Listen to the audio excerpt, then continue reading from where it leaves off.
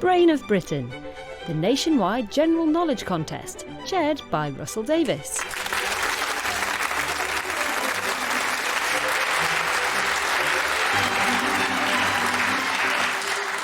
Thank you, and a warm welcome back to the Radio Theatre in London, where we're all gathered for the penultimate heat of the 2022 Brain of Britain season. Very soon we'll know our definitive line-up for the exciting semi-final stage of the tournament this year.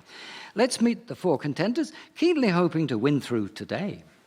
Hello, my name is Patrick Buckingham, and I'm a solicitor from London. Hello, I'm Julia Day. I'm a freelance IT consultant from Alton.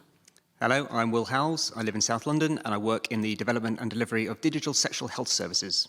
Hello, my name is Tom Lee and I'm a freelance writer from London.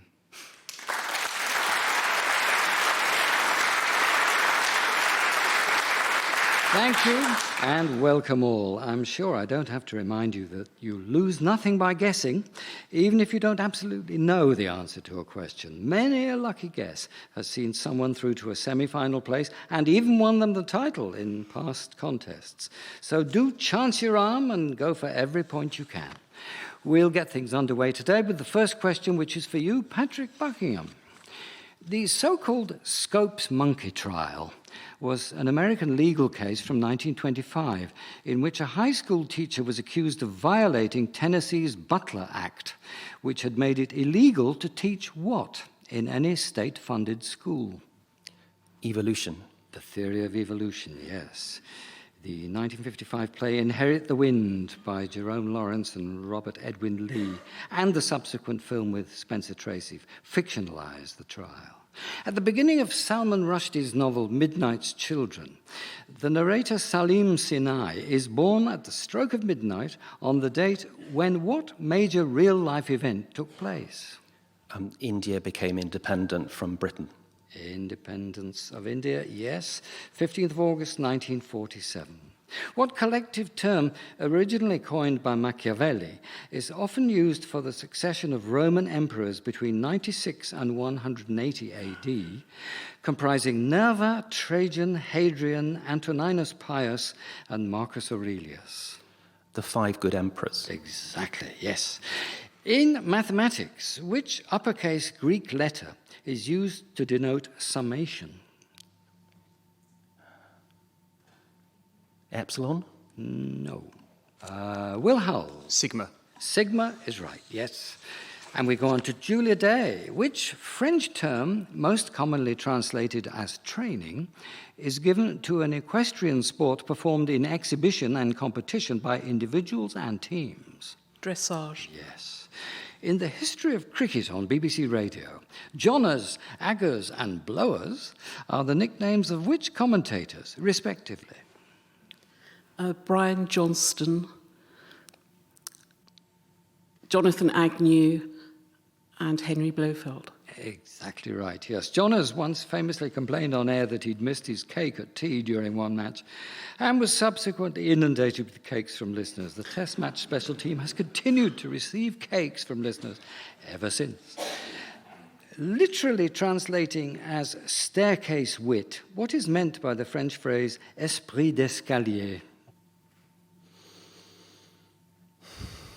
Spirit of the stairs? No. Will Howells? It's when you think of something funny but the moment has passed. Yes, that's right. It's a witty thing you wish you'd said at the time, but you only think of it later, words to that effect. Yes, the point is that it's a retort that only occurs to you when you're already on the stairs on the way out of the building. Pensée d'escalier also exists, but that's the same thing without the wit, really. Will Howells, which Scottish comedian and presenter is the narrator of the ITV2 reality series Love Island? Ian Sterling. It is. St Paul's Cathedral sits on top of which hill in the City of London? Ludgate. Ludgate Hill, yes. Which founding figure of the British Labour movement was elected as MP for West Ham South at the 1892 general election? George Lansbury. No. Yes, Patrick Buckingham. Keir Hardie? Keir Hardy is the right answer, yes. A point to you. As we move on to Tom Lee. Where in the human body will you find the structures known as the alveoli? The lungs. In the lungs. They're the tiny air sacs that take up the oxygen you breathe in and which give the lungs their spongy structure. Using surface temperature as a measure, what is the hottest planet in the solar system? Mercury. No.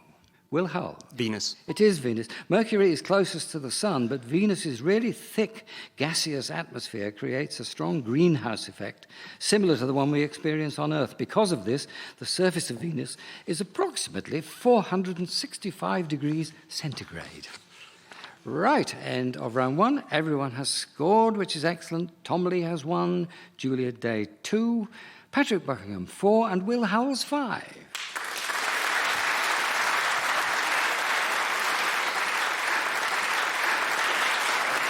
Patrick Buckingham, your turn again. And your next question concerns a musical extract. The orchestral piece you're about to hear is from Jewels, a ballet divided into 3 distinct acts: emeralds, rubies, and diamonds. The acts were all choreographed by Georges Balanchine, but each is set to music by a different composer. Have a listen to this excerpt from the second act, Rubies, and then tell me the name of the Russian composer here.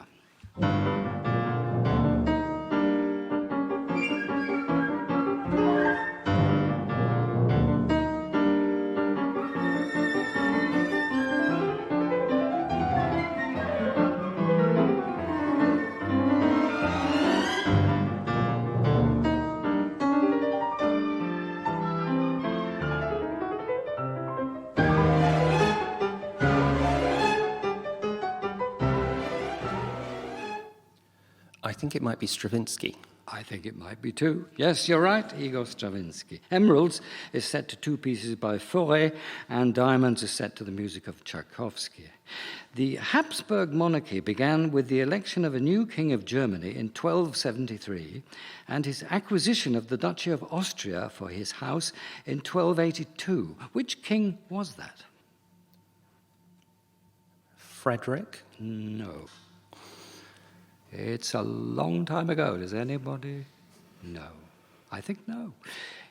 Rudolph I is right. Albert IV's son, Rudolph IV of Habsburg, was elected German king as Rudolph I in 1273.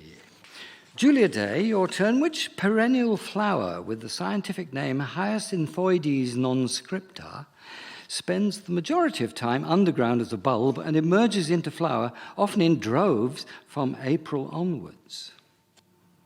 Bluebell. The bluebell is the right answer, yes. What term, reflecting the distinctive coloration of its hair, is often given to an adult male gorilla?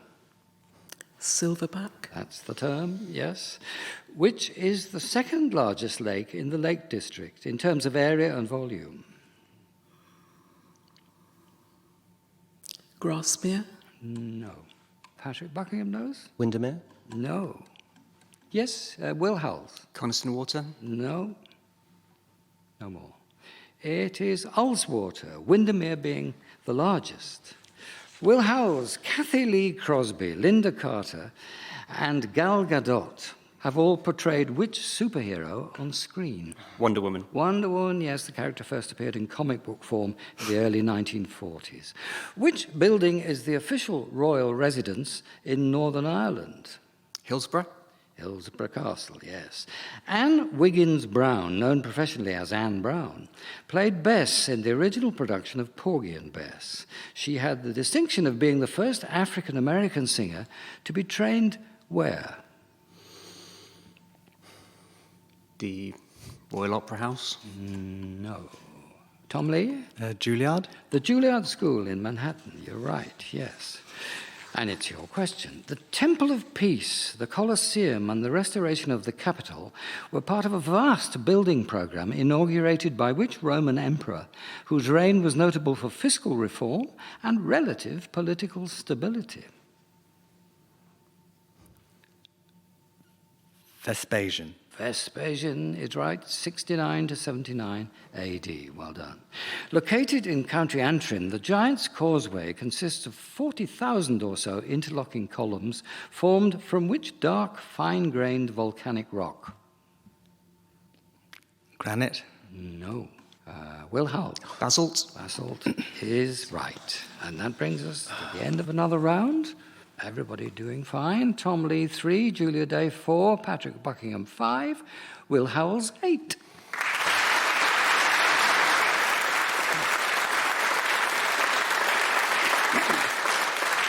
Yes, well done all. Patrick Buckingham, back to you. Tanzania, Uganda, and which other country have shorelines on Lake Victoria, the largest lake in Africa? Tanzania, Uganda. Democratic Republic of Congo? No. Yes, Will Howells? Djibouti. Nope. Julia Day? Zambia? Nope. 1 to go? No. The answer is Kenya. Julia Day, here's a piece of music for you, and it's a recent recording of a 19th century opera conducted here by Antonio Papano and set in the Old Kingdom of Egypt. Can you identify it?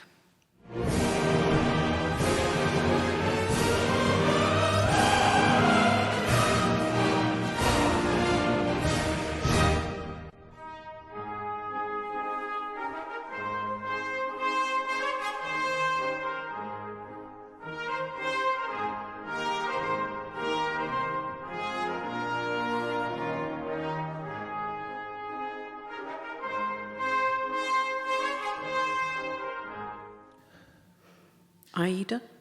By Verdi, yes. We heard the chorus into the triumphal march from Act 2.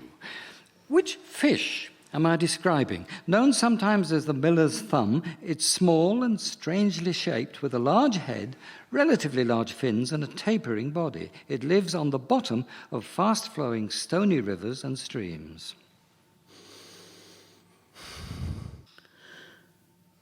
Burbot?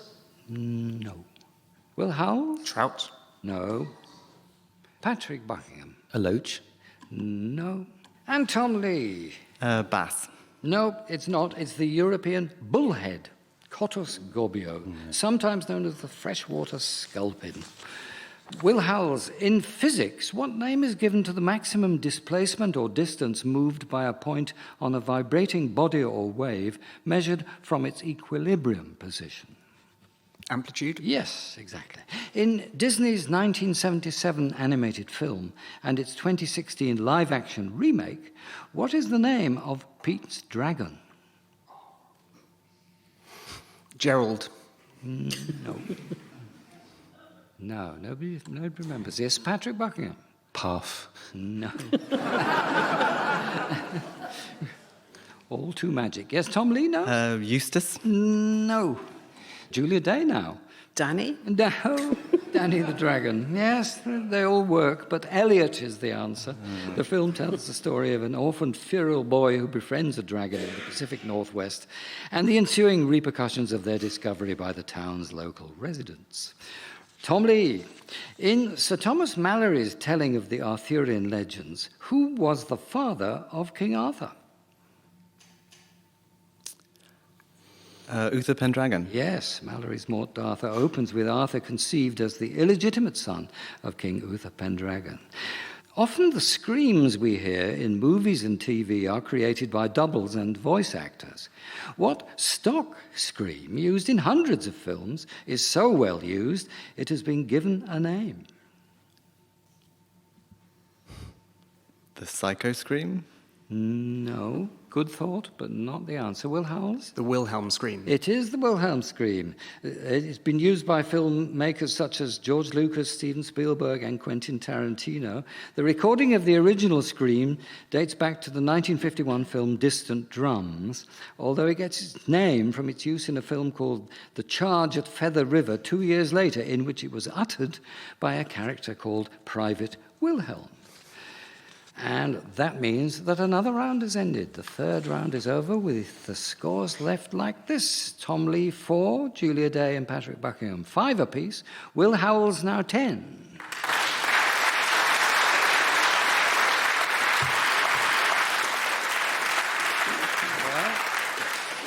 food for thought in that, so let's treat it as a suitable juncture for a breather. We'll let our competitors sit back for a minute or two and see if they can work as a quiz team rather than as rivals on a couple of ingenious questions from our Brain of Britain inbox. We call this Beat the Brains, and there's a book voucher prize up for grabs if our listener today can stump the brains with his or her questions. Today, we've chosen questions from Gary May, who emailed them to us at brainofbritain@bbc.co.uk. As you can too, if you'd like to send us your own ideas to try out on the brains in a future contest. Are you ready for Gary's questions then? They both rely on a degree of historical knowledge, so see how you get on together. Here's the first. If someone born in 1459 had lived for 100 years, how many English monarchs would have reigned, partly or wholly, during their lifetime? I think this may be one for me. So It might take you a minute to work out. Okay, so 1459 will be Henry VI, then it's Edward IV, then it's Henry VI a bit again, so we'll count him as one. So then it's Edward V, Richard III, Henry VII, Henry VIII, Edward VI. We won't count Jane Grey, we won't treat her as real. Then it's Mary I, and then Elizabeth I, which I think brings you to 9. Yeah, because she's 1558, isn't she? Yes. Yeah, so it's 9. If we don't count Jane Grey and we don't count the readaptation of Henry VI as a separate monarch. So we're going 9 on that basis. Jane Grey doesn't count because a lot of historians don't treat her as counting, even though she was a 9-day queen on paper. And also we're not counting the readaptation of Henry VI, which took place in 1471. Mm-hmm.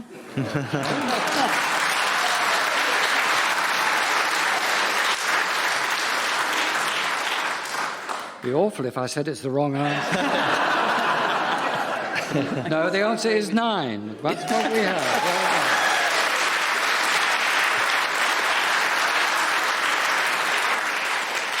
I'm afraid he didn't let you in on that one, did he? But there again, he knew. So there we are. There's no other 100-year span in English history that covers the reign of so many different monarchs. A related question now, and a little easier, I fancy. I hope this doesn't go even shorter. I was hoping for a rest, but there we are. William Shakespeare, of course, wrote plays about many English monarchs, but how many reigned during his lifetime? Okay, so he was born... I think he was born in the 1560s and died in the 16 teens. So you've just got Elizabeth I and James I, right? I think so. Yeah. Are you content with this answer? Are we content? We think 2 then, on that basis. When you say we mean Patrick. I think Will was content. I think everyone was content, right? They're all nodding. Excellent. Yes, the answer is 2.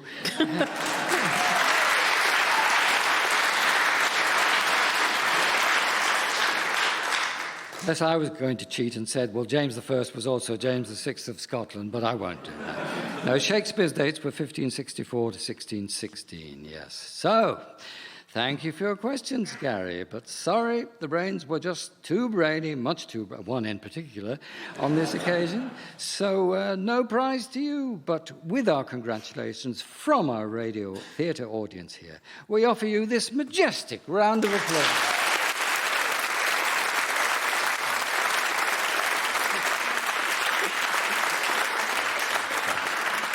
And we'll let Patrick share in some of that. If you send us question ideas for this part of the programme, please don't be discouraged if we don't always have time to reply individually. If we choose your questions for inclusion, we'll make sure we give you advance notice of when they're to be used. And if you have more than 2 questions stored up and you can't decide which ones to send, why not email them all and leave it up to us which ones we like the most. Let's put an end to the frivolity then and get back to the contest proper with the scores as they stood. It's your turn to start the next round again. Patrick Buckingham. No monarchs in this question, I hope. Which classic English novel's title in its French translation is Orgueil et Préjugés?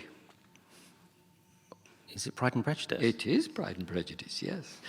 In 2014, who became the youngest person to be awarded the Nobel Peace Prize? And I need both first name and surname.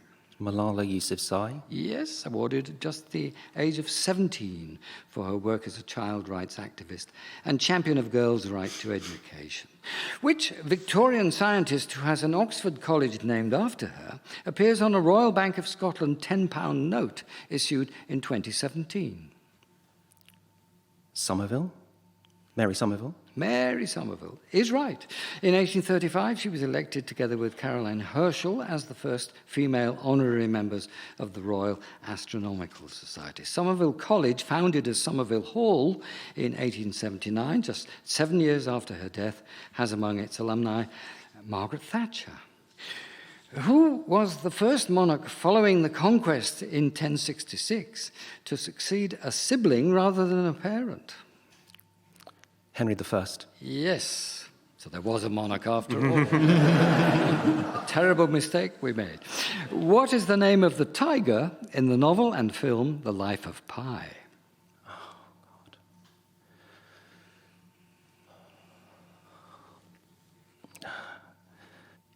I really don't know. Right. Tom Lee does. Richard Parker. It was the novel written by Jan Martel. Julia Day now. In English royal history, who was the first Tudor king? Henry VII. It was, yes.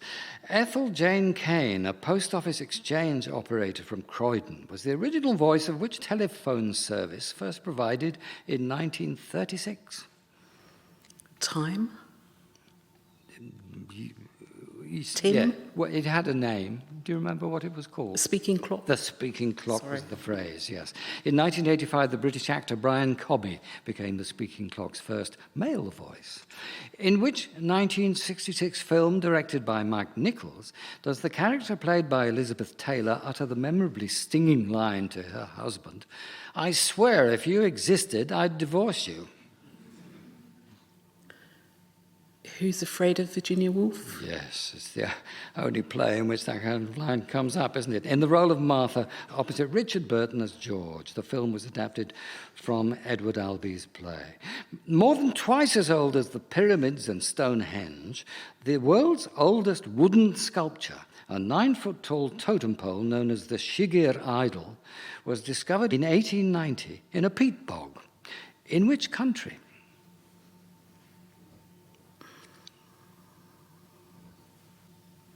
Ireland? No, you might think so, but it wasn't. Tom Lee? Japan? No. Patrick Buckingham? Canada? No. A guess. Nigeria. No, it was Russia, actually. Russia. Will Howells, here's some music from the film soundtrack of Dune, which achieved an Oscar for Best Original Score at the 2022 ceremony. When you've heard it, I'd like you to name its German composer.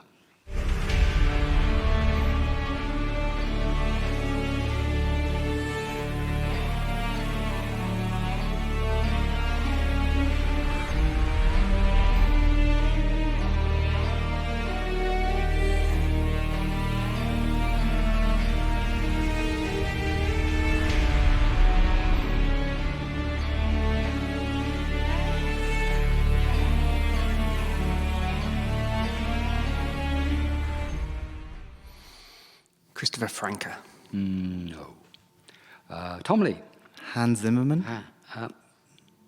No, can't give you that, I'm afraid. Patrick Buckingham? Hans Zimmer. Hans Zimmer, yes, just Zimmer. Zimmer's first Oscar for Best Original Score was for The Lion King. We can't get away from these monarchs, can we? They're everywhere. Tom Lee. The characters Margaret Hale and John Thornton are central figures in which 1854 novel by Elizabeth Gaskell? North and South. That's the one, yeah. In the 2012 film Ted, in which Mark Wahlberg plays a man with a foul-mouthed talking teddy bear, which actor and writer provides the voice of the bear? Seth MacFarlane. He also directed and co-wrote the movie.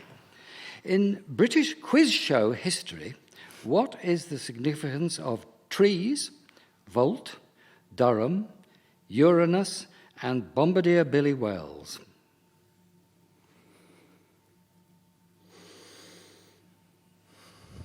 Millionaire answer questions? The £1 million question for millionaire?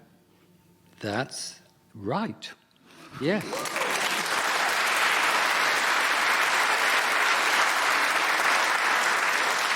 They were some of the £1 million winning answers on Who Wants to Be a Millionaire. You need to be a real fanatic to know that, but you did. Which of the many French kings called Louis, the chief enemy of Henry I of England, was nicknamed the Fat and was reputedly so large by his mid-40s that he was unable to mount a horse? Patrick? Louis V. No. Will Howells. Louis VI. Louis VI is right, King of France from 1108 to 37. He had a fearsome reputation in war despite his obesity. Well, end of a round, and because these good people have scored so brilliantly throughout, I'm afraid it's the end of the contest too. And the scores we're left with are these. Tom Lee, 8 points. Julia Day, 8 points. Patrick Buckingham, 10 points. Will Howells, 11 points.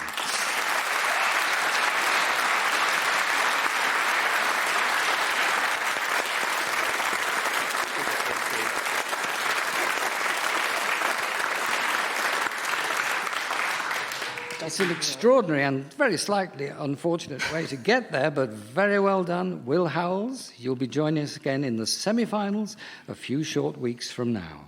Thanks to all of our contenders today for an amazing contest, and to you for listening. Join us for the last of the heats right here next week. Until then, goodbye.